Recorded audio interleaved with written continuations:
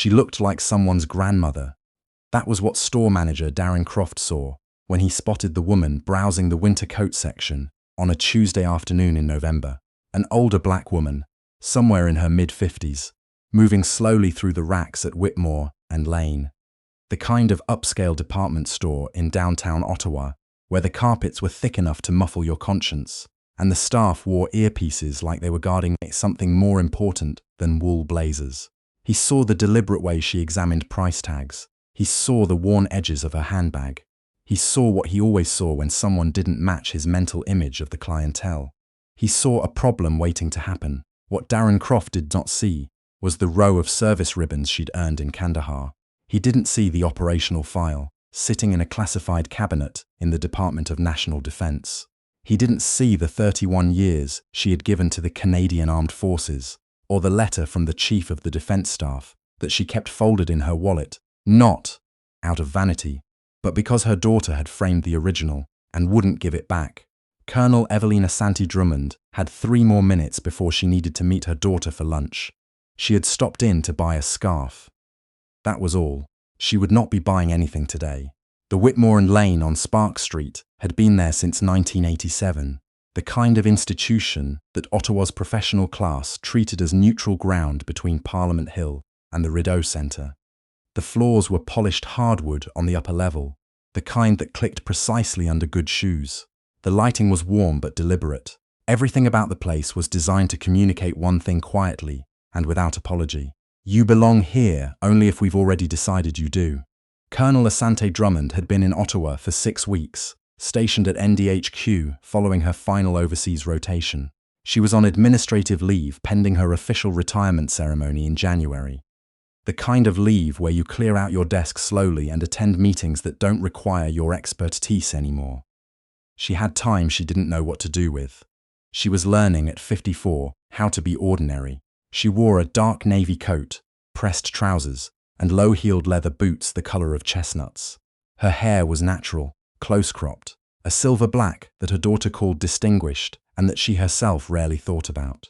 She carried herself the way people who have been in command carry themselves, not aggressively, not with performance, but with a stillness that takes up exactly the amount of space it needs to. She had picked out a cashmere scarf in deep burgundy and was deciding between it and a grey wool option when she noticed the man in the dark blazer watching her from across the floor. She didn't react.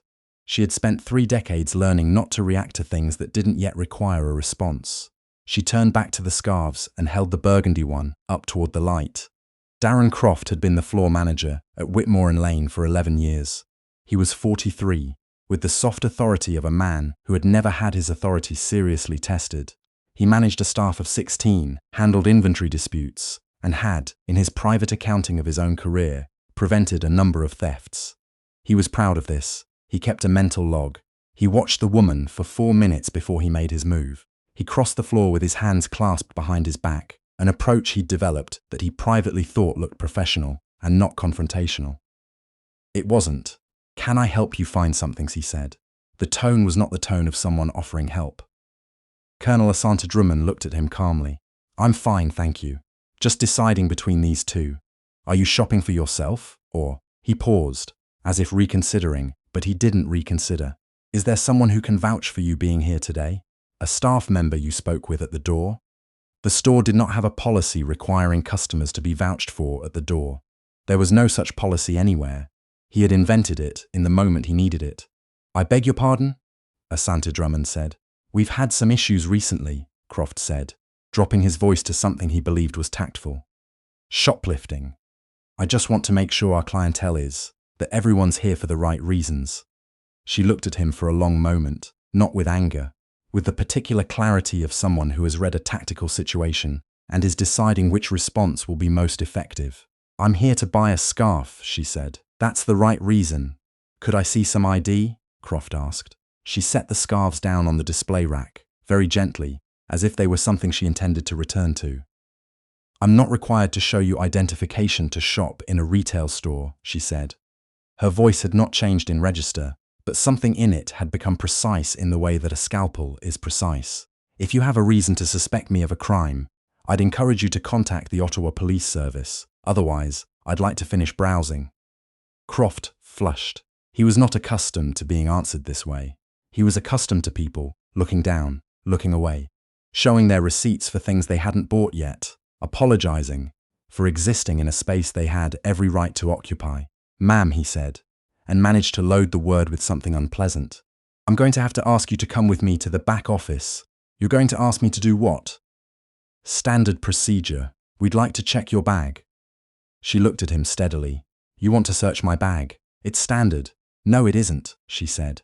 That's not standard procedure in any retail establishment I'm aware of. And I was in charge of logistics for a forward operating base in Kandahar for 2 years. So I have some familiarity with what constitutes a justifiable search. Croft blinked. He didn't understand the reference. It didn't matter to him. He was committed now, in the way that men who have confused stubbornness for strength often are. He had an audience, 2 sales associates near the cashmere display, who were pretending very hard to fold things. He had a story he'd already started telling himself. He couldn't walk it back now. I need you to come with me, he said, and reached out and put his hand on her arm.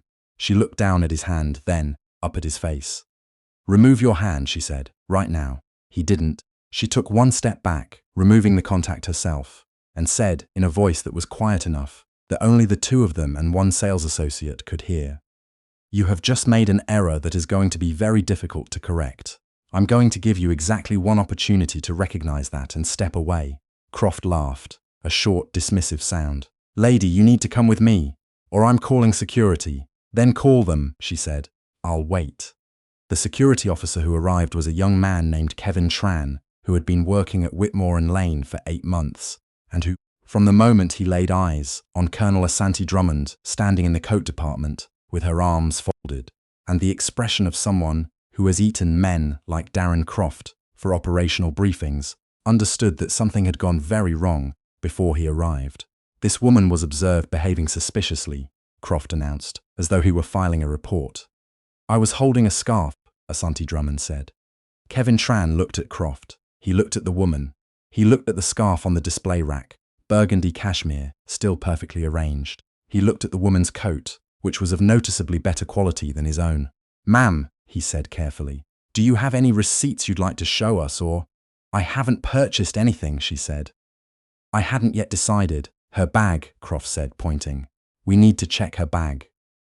You don't have the legal authority to compel a search of my belongings, she said, to Kevin Tran directly, bypassing Croft entirely, the way a commanding officer addresses the person who actually needs the information.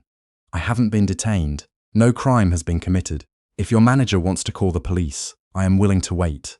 Kevin Tran was 26 years old. He was not, it turned out, willing to be the person this became. Sir, he said quietly to Croft, I think maybe we should. Get me Hanson, Croft said. Get me the store director. So they waited.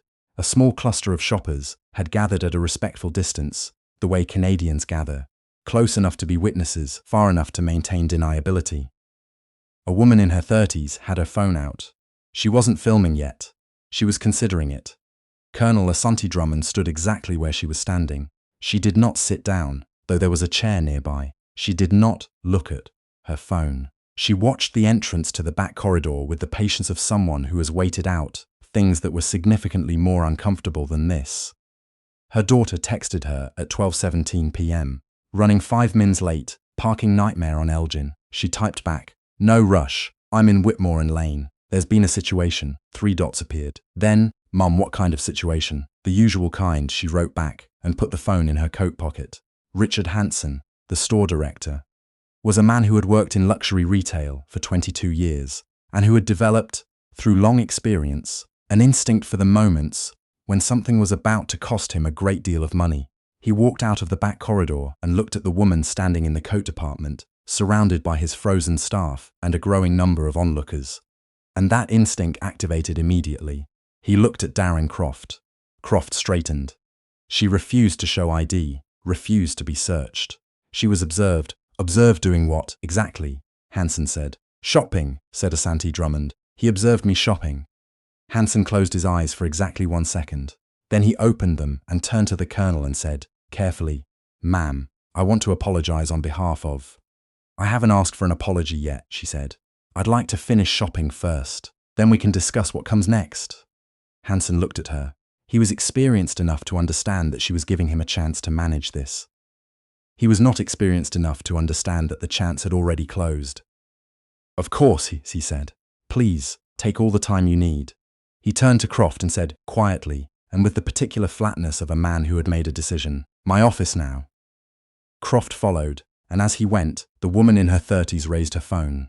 Colonel Asante Drummond bought the burgundy scarf. She paid with a credit card. She received a receipt.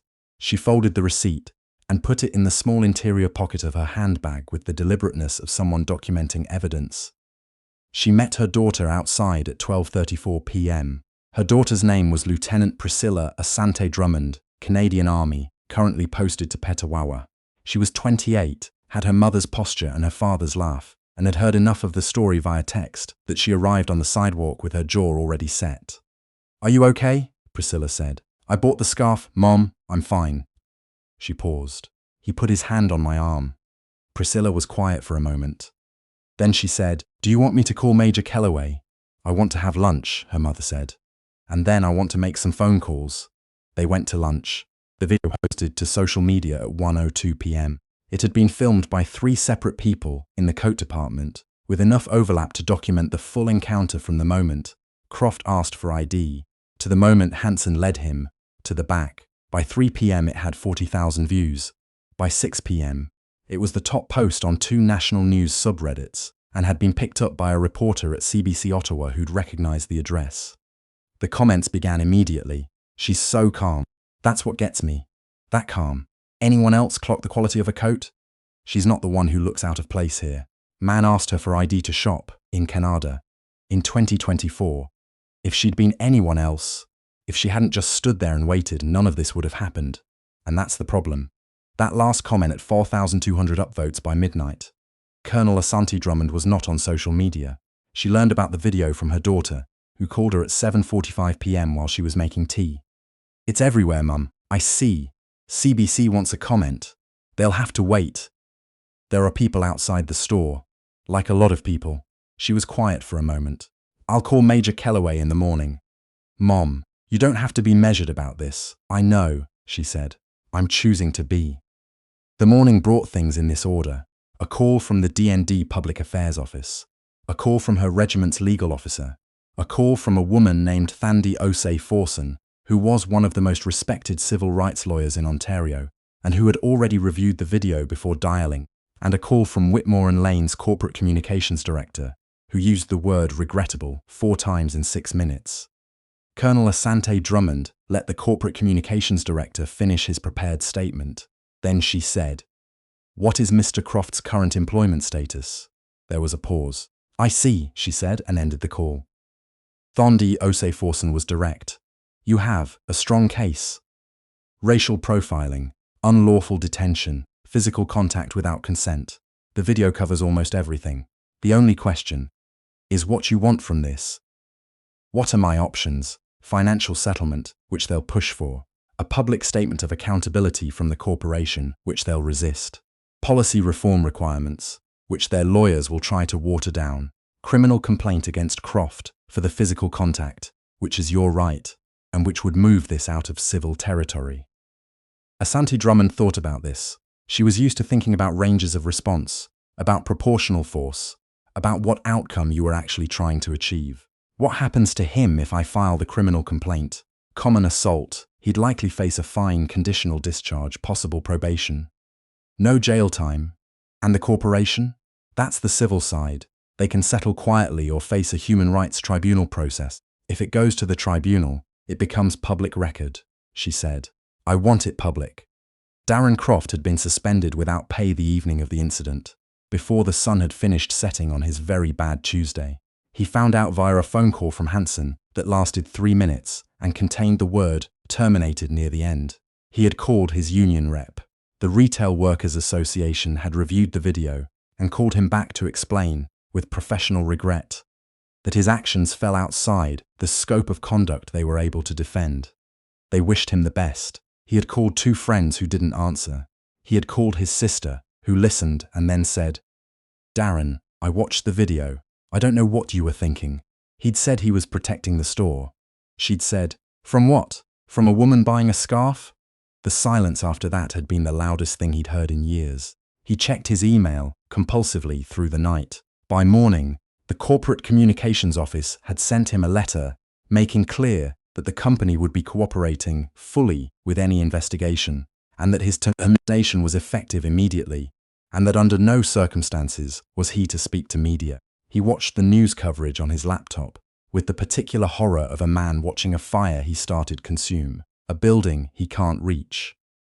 The national story that afternoon included a segment where a former colleague described Croft as someone who had certain ideas about who belonged in the store. That colleague had never said anything before. Nobody had. Now they all had something to say. By Thursday, his name was searchable and the search results were exclusively about this.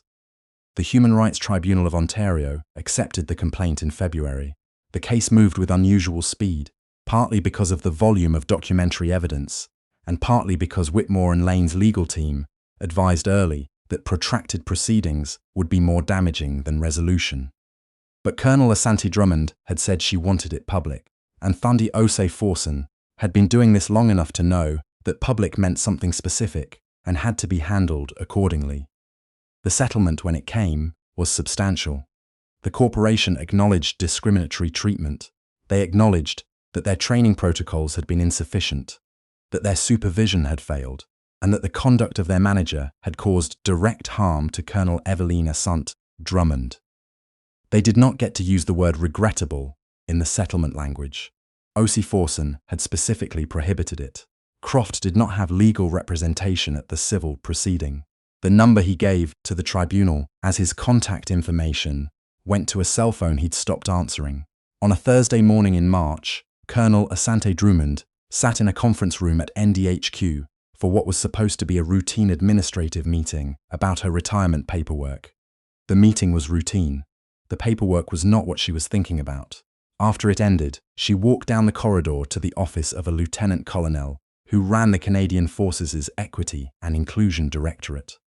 She had made the appointment 2 weeks earlier. She sat across from him and said, "I want to talk about what we're actually doing about retail profiling of veterans and military families, not policy language, actual intervention." He looked at her. He had read the news coverage. Everyone had. What did you have in mind? A partnership with Veterans Affairs, community workshops, something that gives people the language and the process when this happens to them, because it happens more than we report, and it happens most to people who don't have my platform. She paused. "I have some time before January. I'd like to use it." He leaned forward. "I'd like to hear more."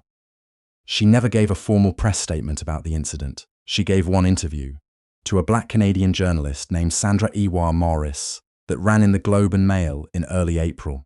In it, she said one thing that circulated more than anything else she'd said, or hadn't said during the whole ordeal. The journalist asked her, "Do you think the outcome would have been the same if you were anyone other than a decorated colonel?" Asante Drummond had been quiet for a moment.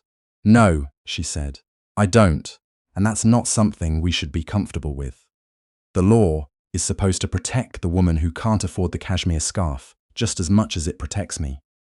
The fact that my rank and my record changed how this was handled, that's not a victory, that's a warning." The article ran with a photo taken in her office at NDHQ.